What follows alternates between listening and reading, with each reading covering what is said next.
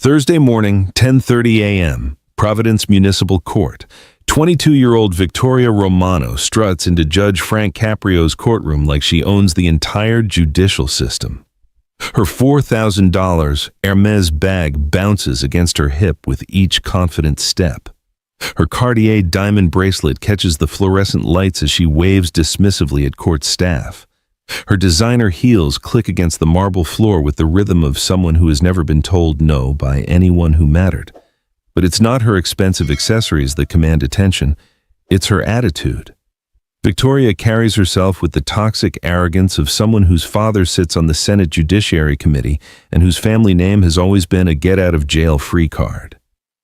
Following reluctantly behind her is Thomas Whitman, one of the most expensive defense attorneys in New England, a man whose usual confidence appears shaken. He keeps checking his Rolex and whispering urgent instructions that Victoria completely ignores. You're wondering why this senator's daughter is in Judge Caprio's courtroom today. Last Saturday night, Victoria was driving her father's government sedan through downtown Providence at 2 a.m. when she decided traffic lights were optional. After running 3 red lights while live streaming, she crashed into a parked police cruiser at 55 miles in a 25 mph zone. When officers Martinez and Johnson approached the scene, Victoria didn't apologize. Instead, she stepped out of the vehicle and delivered the line that would seal her fate. "Do you idiots know who my father is? You can't touch me. I'm Senator Romano's daughter."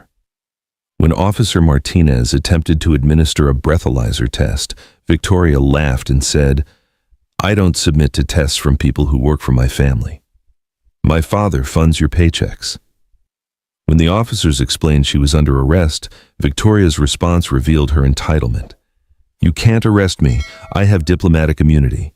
My father will have your badges before morning." The entire encounter was captured on body camera footage that went viral. Victoria threatening police officers, claiming immunity she doesn't possess, and repeatedly stating that her father's position makes her untouchable. Today, Victoria stands before Judge Frank Caprio, expecting her connections to make this disappear. What she doesn't realize is that Judge Caprio has reviewed the body camera footage and is prepared to deliver a lesson about accountability that will change her life forever. As today's hearing unfolds, this entitled senator's daughter will demonstrate such shocking disrespect that she will literally be removed from the courtroom in handcuffs. When Victoria tells Judge Caprio he can't touch her because of her father's Senate position, she will learn that in America's courts, justice is blind to political connections. What you're about to witness isn't just a court hearing. It's a masterclass in how privilege meets accountability when arrogance collides with justice. Hit that like button and prepare to see entitlement meet reality when a senator's daughter discovers that daddy's influence ends at the courthouse door. The bailiff announces, "The state of Rhode Island versus Victoria Ann Romano. Charges: driving under the influence, destruction of government property, resisting arrest, threatening law enforcement officers." Victoria saunters to the defendant's table with the confidence of someone attending a charity gala where she's the guest of honor.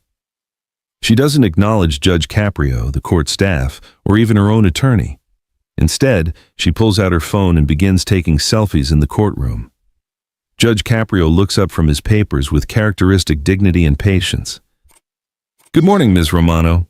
Victoria doesn't respond. She's too busy adjusting her phone angle to capture the perfect courtroom selfie for her Instagram story. "Ms. Romano, I'm speaking to you." Victoria glances up with obvious irritation, as if Judge Caprio has rudely interrupted something important. "Oh, hi. Sorry, I was just documenting this whole circus for my followers. They find government incompetence really entertaining." She waves her phone toward Judge Caprio. "You don't mind if I live stream this, do you? My audience loves behind-the-scenes content from their tax dollars at work." Judge Caprio's voice becomes firm but controlled. "Ms. Romano, you're in a court of law facing serious criminal charges. Please put your phone away and show proper respect for these proceedings." Victoria rolls her eyes dramatically and slides her phone into her purse with theatrical reluctance. "Fine, but this better be quick. I have a spa appointment at noon, and they don't reschedule for government employees. The casual dismissal of court proceedings as inferior to her beauty routine sends ripples of shock through the gallery. Judge Caprio studies the police report.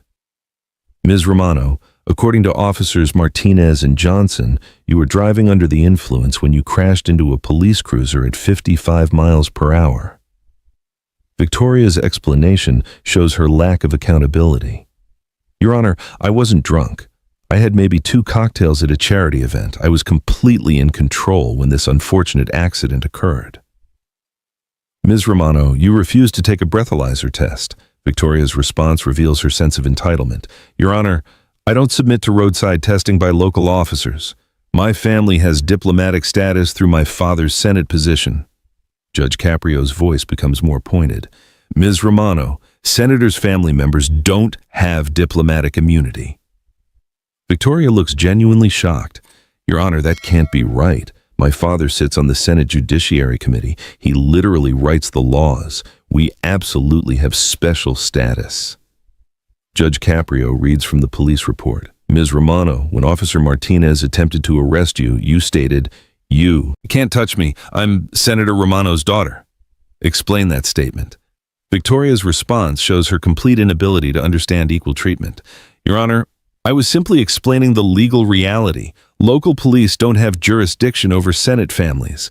It's not personal. It's just how the system works. You believe local police can't arrest senators' children? Victoria nods with alarming confidence. Absolutely, Your Honor. Federal officials and their families are protected from local harassment. It's called separation of powers. Judge Caprio's voice becomes sharper. Ms. Romano, you threatened the officers' jobs because they were doing their job? Victoria waves dismissively. Your Honor, I wasn't threatening anyone. I was educating them about government hierarchy. Sometimes local officers need reminders about chain of command. The arrogance of treating police officers like personal servants leaves the courtroom stunned. Judge Caprio continues reading. Ms. Romano, you told Officer Johnson, I have diplomatic immunity. Do you understand what diplomatic immunity actually means? Victoria's response shows her complete ignorance. Your Honor, diplomatic immunity means government officials and their families can't be arrested by people who rank below them. It's basic civics. Judge Caprio's voice becomes educational. Ms. Romano, diplomatic immunity applies only to accredited foreign diplomats. It has nothing to do with senators. Victoria looks confused and annoyed.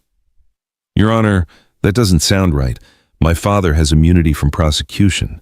That protection extends to family members. Judge Caprio studies the case file more carefully. Ms. Romano, when you crashed into the police cruiser, what was your immediate concern? Victoria's answer reveals her complete lack of empathy. Your Honor, my immediate concern was that this incident might be photographed or recorded and damage my social media presence. I work very hard to maintain my personal brand. You weren't concerned about potential injuries or property damage? Victoria shrugs with infuriating nonchalance. Your Honor, nobody was hurt, and the car damage is covered by government insurance. These situations get resolved through proper channels without involving local courts. Judge Caprio's voice becomes more challenging. Ms. Romano, you destroyed a police cruiser that serves the public safety of this community. Victoria's response shows her complete disconnection from public service. Your Honor, police departments have vehicle budgets for exactly these situations. They'll get a newer car out of this, so if anything, I did them a favor by helping them upgrade their fleet. This is the moment when Victoria makes her most catastrophic mistake. Instead of showing any remorse or respect, she decides to assert her privilege directly. Your Honor, I appreciate that you have a job to do, but I think we both know this case is going to be resolved through appropriate federal channels. My father's office is already handling this situation diplomatically. Judge Caprio's voice becomes deadly quiet. Ms. Romano, explain what you mean by appropriate federal channels. Victoria leans forward with growing confidence, apparently believing she's about to end this proceeding with superior legal knowledge. Your Honor, Senator Romano's office has contacted the Department of Justice regarding this local overreach. Federal prosecutors will handle this matter if any charges are warranted, which they're not. Judge Caprio's expression hardens. Ms. Romano, are you telling this court that your father is intervening in your criminal case? Victoria nods enthusiastically, apparently not understanding the implications. Exactly, Your Honor. That's how these situations work. Local courts don't have jurisdiction over federal officials' families when they're traveling on government business. You were on government business at 2 a.m. on Saturday? Victoria's response reveals her ability to rationalize anything. Your Honor, I was returning from a charity event for underprivileged children. Representing my father at community events is part of my unofficial duties as a senator's daughter. Judge Caprio has heard enough. Now comes the moment that will shatter Victoria's delusions forever. Ms. Romano, you've just told this court that you believe senators' children are above local law, that police officers work for your family, and that your father is intervening to stop these proceedings. Victoria straightens with supreme confidence, apparently believing she's successfully established her legal superiority. Judge Caprio's voice becomes devastatingly calm. Let me explain something about American law that you apparently missed in your political science classes. Victoria listens with the smugness of someone who expects validation. No one is above the law, not senators, not their children, not anyone. Your father's position doesn't grant you immunity. Your family's wealth doesn't excuse criminal behavior, and your last name doesn't make you special. Victoria's confident expression begins to crack for the first time. Ms. Romano, you drove drunk and destroyed public property. You threatened police officers for doing their jobs. You claimed immunity you don't possess and authority you don't have. Judge Caprio's voice gains power with each word. Most seriously, you've just admitted that your father is attempting to interfere with judicial proceedings. That's not just inappropriate, it's potentially criminal. Victoria's face goes pale as she begins to understand the gravity of her situation. Bailiff, contact the FBI's Public Integrity Section immediately. We have a potential case of federal obstruction of justice that needs immediate investigation. Victoria's eyes widen in horror. Your Honor, wait, I didn't mean that my father was actually interfering. I just meant that his office explains these situations to local authorities when there are misunderstandings. Judge Caprio cuts her off mercilessly. Ms. Romano, you specifically stated that your father's office contacted the Department of Justice to handle this case. That's either the truth, which requires investigation, or it's a lie, which is perjury. Victoria starts to panic for the first time. Your Honor, I might have misspoken.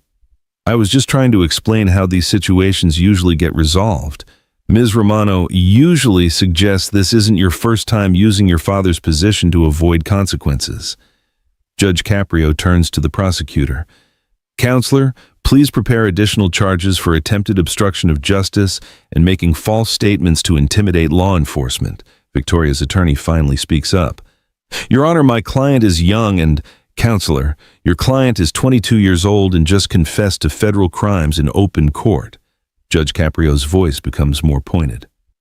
Ms. Romano, for driving under the influence and destroying government property, I sentence you to 90 days in county jail, $5,000 fine, and 2-year license suspension. Victoria barely comprehends the sentence as the reality crashes down. For threatening law enforcement officers and claiming false immunity, an additional 30 days and $2,000 fine. Victoria's voice cracks for the first time. Your Honor, this is way too harsh for a traffic incident. Ms. Romano, this isn't a traffic incident. This is criminal behavior combined with abuse of political position. Judge Caprio's voice becomes relentless. For attempting to obstruct justice through false claims of federal intervention, I'm holding you in contempt of court. Bailiff, take Ms. Romano into custody immediately. Victoria stands up in shock and disbelief. Your Honor, you can't do this. I'm Senator Romano's daughter. You can't touch me. Those words, you can't touch me, seal her fate completely. Judge Caprio's final response is devastating. Ms. Romano, watch me. The bailiff approaches Victoria with handcuffs. She backs away, still refusing to believe this is happening. "This is illegal. My father will have your job. You can't arrest me." "Ms. Romano, you're under arrest for contempt of court. You have the right to remain silent. I suggest you use it." As the handcuffs click around her wrists, Victoria finally understands that her family name won't save her. "I want to call my father. I want to call him right now." Judge Caprio's response is final. "Ms. Romano, after we investigate your claims about his involvement, your father might need his own attorney." Victoria is dragged from the courtroom in handcuffs, screaming about immunity she doesn't have and connections that can't help her. Outside the courthouse, news crews capture footage of Senator Romano's daughter being led to a police transport vehicle in shackles. Within hours, Senator Anthony Romano holds a press conference denouncing his daughter's behavior and confirming that his office never contacted the Department of Justice about her case. 3 months later, Victoria Romano sits in county jail, finally understanding that in America's courts, justice is truly blind, even to senators' daughters who think they can't be touched. Judge Caprio's perfect justice didn't just punish Victoria's crimes. It proved that no one, absolutely no one, is above the law.